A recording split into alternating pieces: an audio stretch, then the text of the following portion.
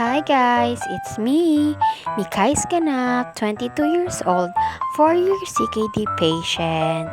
Tara, samahan niyo pala ako ngayong araw. Pagkatapos ko palang maligo ay eto, lumabas na ako ng bahay. At dumiretso pala ako sa may tindahan ng auntie ko. Pagdating ko pala dito ay dito pala yung pamangkin ko. After ng mga ilang minuto ay umuwi na rin siya. At eto, wala naman akong ginagawa dito, kaya pinagpatuloy ko na yung ginagawa kong pagkrochet. Eto palang ginagawa ko ngayon ay yung leaves na pala siya. Natapos ko na pa kasi yung bahay-bahay ng strawberry. At eto na pala yung mga nagawa kong katawan ng strawberry. Sa bahay ko pa pala ito ginawa. Mga 5 piraso lang naman yung nagawa ko ngayong araw. At eto, sa wakas, natapos ko na rin pala yung mga leaves. 5 piraso din ito. Pero syempre, bago ko pinagpatuloy yung ginagawa ko, ay nagmerienda muna ako. Wala man tayong ibang memeryendahin, kundi ito lang siopaw. Ito lang kasi yung nakakabili dito. Meron din pala tayo ditong poto. May nagbigay din pala to sa atin. In fairness, kahit hindi na siya mainit, pero masarap pa rin siyang kainin. Malambot-lambot pa rin siya. Yung iba kasing nakakain ko ng poto, kapag malamig ay matigas na siya. Pero ito, malambot pa rin siya.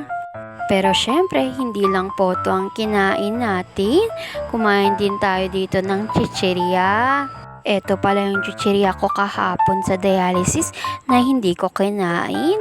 At ngayon ko lang siyang kakainin. Ito talaga yung paborito kong chichirya. 3 na kasi siyang iba't ibang klase. May nachos, nova, at piatos na rin. Hindi ko naman to inubos lahat. Nagtikim lang naman ako. After ko palang kumain ay pinagpatuloy ko na yung ginagawa ko.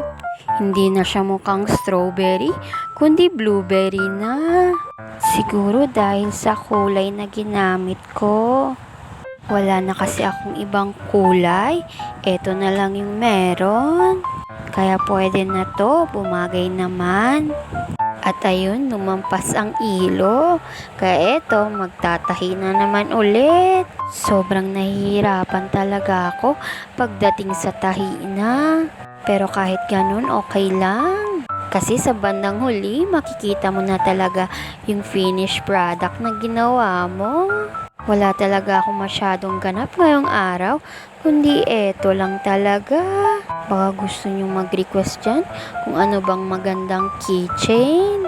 Kasi gagawa tayo para maiba naman. Pero tapusin ko muna tong 50 pieces na in-order. At hapon na naman. Kaya hanggang dito na lang. Bukas ulit. Salamat!